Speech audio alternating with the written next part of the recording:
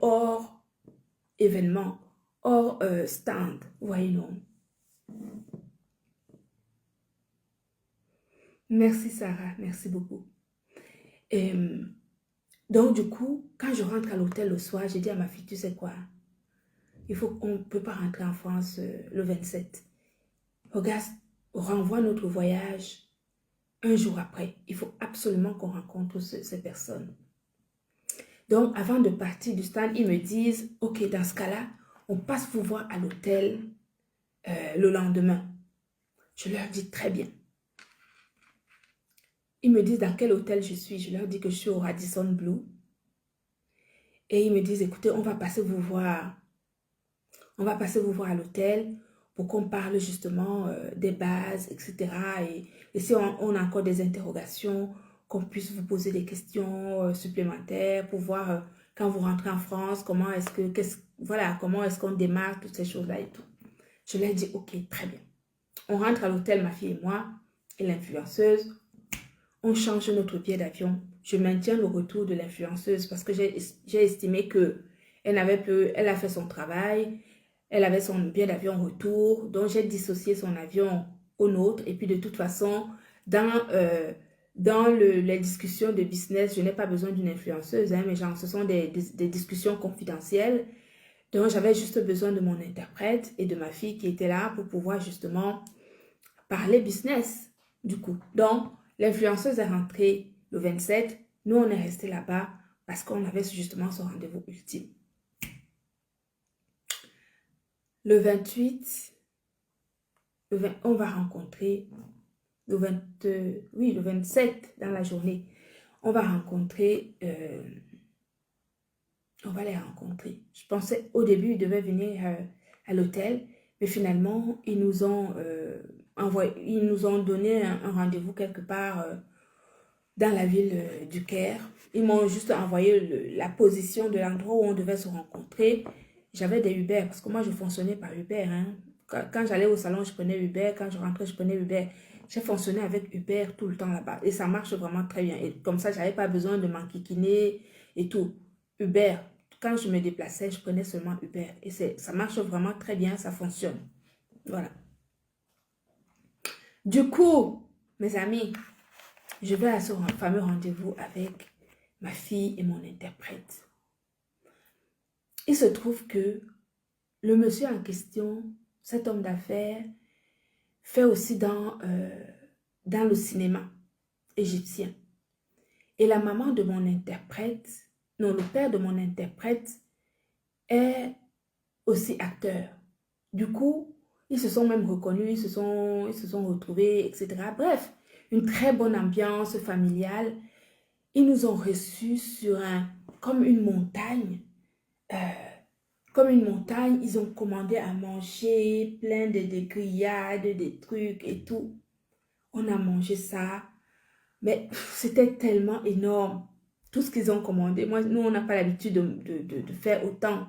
Mais pourtant, nous, les Africains, quand on reçoit, on fait beaucoup de choses. Mais là, ils ont tellement cuisiné que ça m'a... En fait, ils n'ont pas cuisiné, mais ils ont commandé. Et ils sont venus nous les livrer et tout.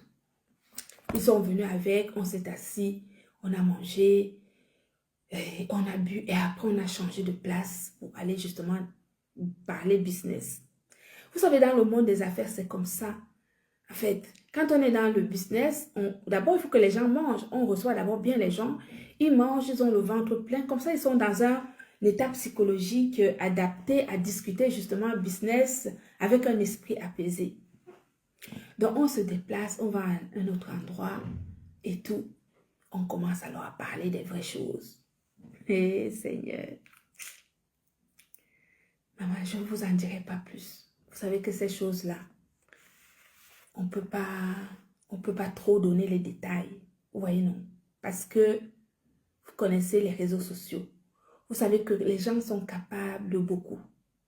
Les gens sont capables de la négativité.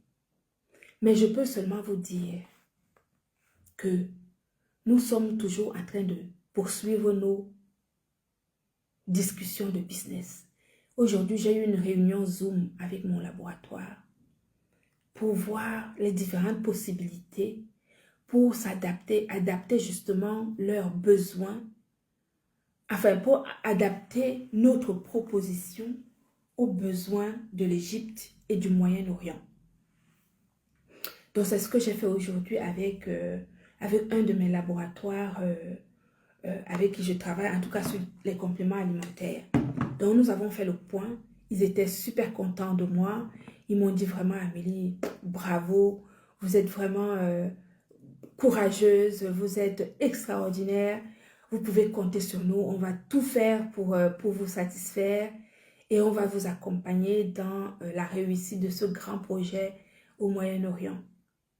Et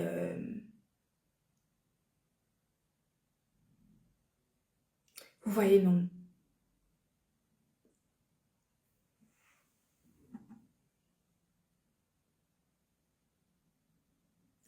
Oui, oui, oui, oui. Une grande opportunité, mes amours. Je vous dis que Dieu m'entende parler. Si ce projet aboutit, vous ne pouvez pas savoir. Donc, du coup, je suis en train de privilégier ce projet par rapport à tous les autres. Parce que j'ai au moins 35 personnes qui veulent l'exclusivité des produits Glutaline en Égypte. J'ai des personnes qui veulent faire rentrer nos produits en Arabie Saoudite, en Libye, en Algérie, au Koweït, même au Soudan. Dans la liste des personnes, j'ai au moins aussi, comme je vous dis, une quarantaine, 40-45 personnes avec leurs coordonnées, numéro de téléphone, email et tout, et qui veulent vendre nos produits en exclusivité. Hein. C'est-à-dire qu'aucun d'eux ne veut partager le morceau. Ils veulent tous, chacun, avoir ça seul pour pouvoir justement faire grandir la marque dans le pays ou dans la zone. Mais vraiment, ceux avec qui je suis en train de parler, c'est vraiment eux qui ont tous les moyens pour faire vraiment exploser la marque Glutaline sur toute la zone Moyen-Orient. Moi, je dis bien toute la zone, jusqu'en Tanzanie. Jusqu'en Tanzanie, mes gens, jusqu'en Tanzanie. Oui, jusqu'en Tanzanie. Et ils veulent seuls, ils veulent la marque, ils ne veulent pas travailler sous une, par exemple, j'aurais pu leur vendre seulement le glutathion à l'intérieur et qu'ils mettent ça dans des, que je leur vende ça dans des bidons, vous voyez, donc dans des fûts, et après j'expédie ça par conteneur là-bas. Et là, ils commencent à mettre ça dans les bouteilles là-bas sur place. Mais ce n'est pas ça avec une autre marque dessus, non. Ils veulent la marque Glutaline. Ils veulent la marque Glutaline France.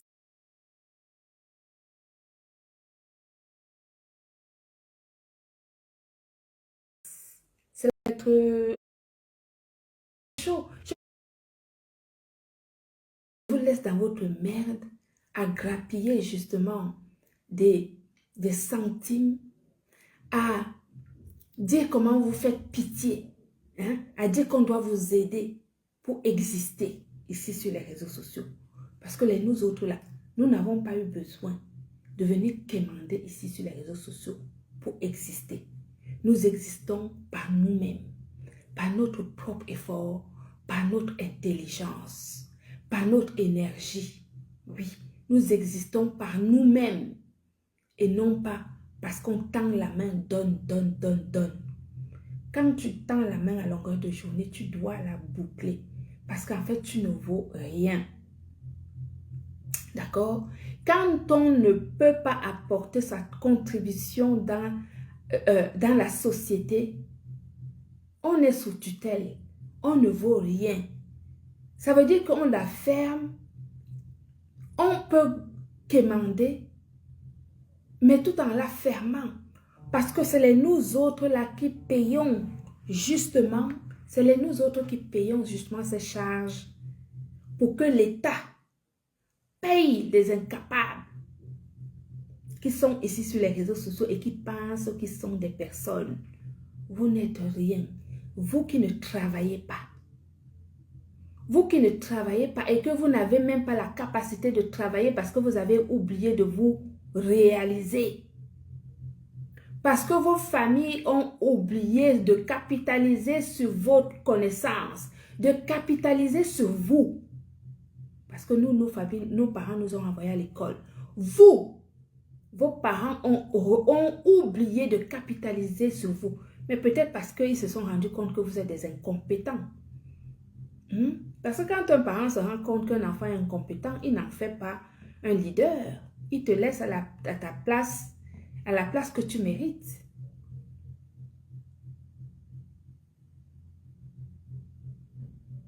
Donc nous encourageons les travailleurs.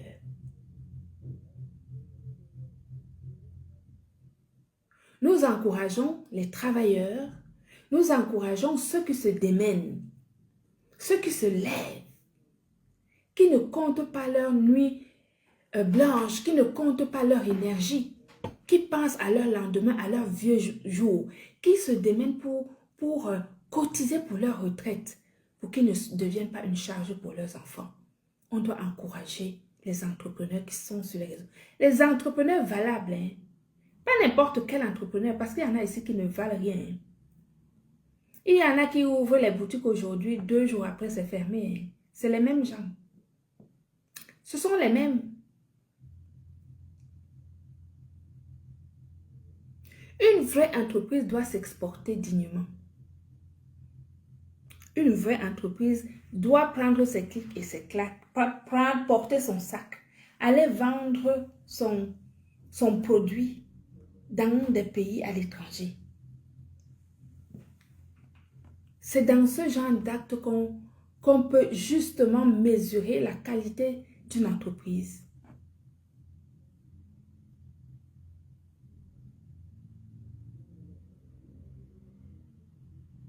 C'est comme ça qu'on peut mesurer justement le coffre d'une entreprise de valeur. Et non pas les entreprises qu'on fait par comparaison, par jalousie. Parce que oh, moi aussi je peux. Moi aussi je peux. Vous pouvez alors, ça vous a amené où? Non mais depuis là je peux, c'est quand? C'est jusqu'à quand? Nous on est là. Hein? On continue à vendre notre glutathion malgré vos sabotages.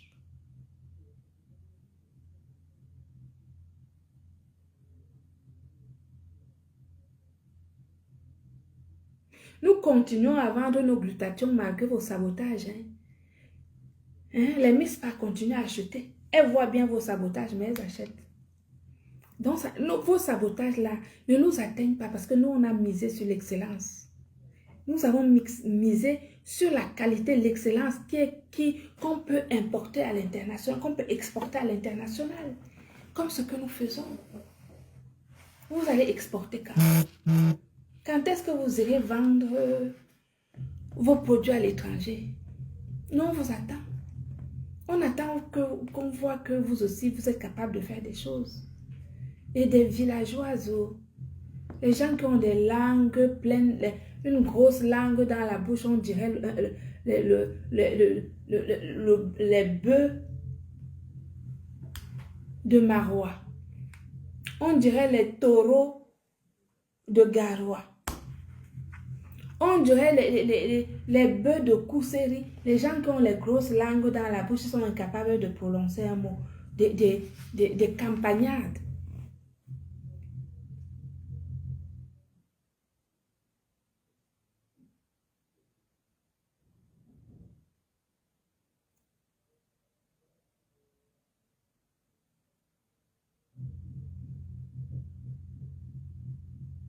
Grappillez vos sous, hein, vos trucs là tranquillement. Ne vous comparez pas les nous autres, parce que les nous autres, vraiment, on est loin. Hein. Là où nous sommes là seuls, vous ne pouvez pas. Oui. Là où les nous autres, nous sommes là, vous ne pouvez pas. Donc, bavardez seulement votre part là, ici sur les réseaux sociaux, ça s'arrête là. Parlez votre part ici. Quand vous parlez, il y a les gens qui viennent vous voir, non? Il y a les gens qui viennent vous voir, ils applaudissent. Ils disent que vous êtes les gens. On dit, ouais, c'est super. Vous êtes les gens. Non, on vous laisse bavarder. Moi, je viens parler une fois tous les 6 mois. De cette manière. Après, je vous laisse aller commencer à bavarder là-bas. C'est pour vous là-bas. Pendant que vous allez balader, la glutabose va chercher son argent. Regardez. Je donne à qui? Prenez alors. Ça peut payer le loyer des affamés là.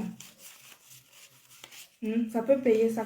Ça là, ça peut payer même 2 loyers. 2 loyers comme ça, non? 2 ou 3 loyers. Voici ça. Ça reste dans mon sac. Voici. Prenez.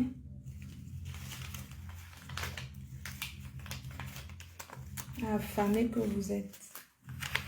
En tout cas, la glutabose a fini. Mes gens, la glutabose a du travail. Voyez, non. Là où je suis revenue d'Égypte, là, j'ai beaucoup de travail parce qu'il faut que je recontacte tout le monde qui est passé sur le stand, que je reprenne contact avec eux, que je leur envoie des propositions d'affaires, etc. Les prix, des offres, tout ça. Donc, j'ai vraiment beaucoup de travail. Pardon. Donc, pour vous, là, vous qui adorez le glutathion liposomal, la vitamine C, les compléments alimentaires, les dermocosmétiques de la marque Glutaline, vous connaissez le site internet, non?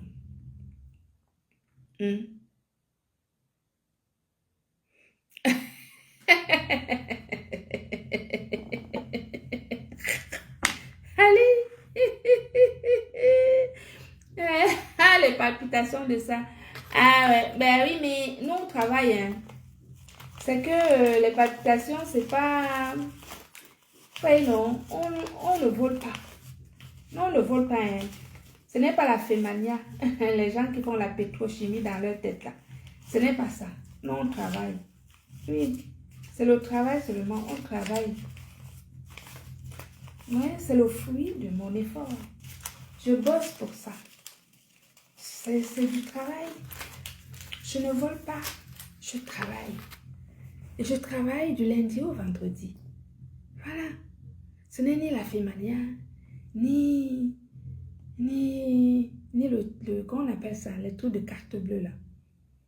Mais heureusement que j'avais caché ma carte bleue. Heureusement que j'avais caché ma carte bleue. Parce que de toute façon, on commençait déjà à parler de ma carte bleue là. Hey, j'ai eu chaud, hein. Oh, la carte bleue, la carte bleue. Hein, la carte bleue. Donc, comme les gens n'avaient jamais vu une personne, une femme, qui a une carte bleue comme la mienne, quand les gens ont vu la carte bleue que j'ai, ça leur a donné le tournis. Mais c'est le fruit du travail. On peut avoir ce genre de carte bleue que si la banque te fait confiance. Si tu n'es pas solvable, tu vas payer la carte. Parce qu'une carte bleue comme ça coûte cher. Hein? Il faut cotiser tous les mois. Les frais de ta carte bleue d'abord, c'est beaucoup d'argent. Donc, si tu ne travailles pas, quelle banque va te donner ce type de carte bleue où tu vas dépenser l'argent comme ça, tu payes tout le temps? Là-bas en Égypte, quand j'étais là-bas, j'ai tout payé avec la carte bleue. J'ai très peu dépensé. L'argent que j'ai dépensé en espèces, c'était quand on allait à l'extérieur ou quand je donnais aux gens qui m'aidaient et tout ça et tout. Mais autrement, c'est la carte bleue. Je paye avec la carte bleue. Une carte bleue internationale que tu peux payer n'importe où, n'importe quelle somme. Où tu peux changer ta limite, ton plafond à tout moment. Hein? Une carte qui te permet une carte d'affaires, quoi. C'est vrai que, heureusement que j'avais gardé cette carte. Je la gardais jalousement parce que j'ai eu le flair. Parce que si je n'avais pas eu le flair, je n'aurais eu que mes yeux pour pleurer. Vous comprenez, non? Ouais, maman. Les gens, il faut marcher par catégorie. Oui. Ne marchez plus avec les gens avec qui vous n'avez pas les mêmes aspirations. Avec qui vous n'avez pas la même vie. Avec qui vous n'avez pas les mêmes aspirations. Avec qui vous ne pouvez même pas parler affaires. Vous ne pouvez pas parler business. Vous n'avez pas le même langage. Est-ce que vous comprenez? Quand quelqu'un vient te parler du langage du quartier et tout, c'est pas la même chose. Vous ne pouvez pas avoir de discussions soutenues, etc. Vous ne pouvez pas parler de sujets. Vous ne pouvez pas parler de toutes ces choses-là. Donc, il faut vraiment marcher avec les gens par catégorie. Mais c'est une leçon de vie. Vous comprenez? C'est une leçon de vie. On apprend tous les jours.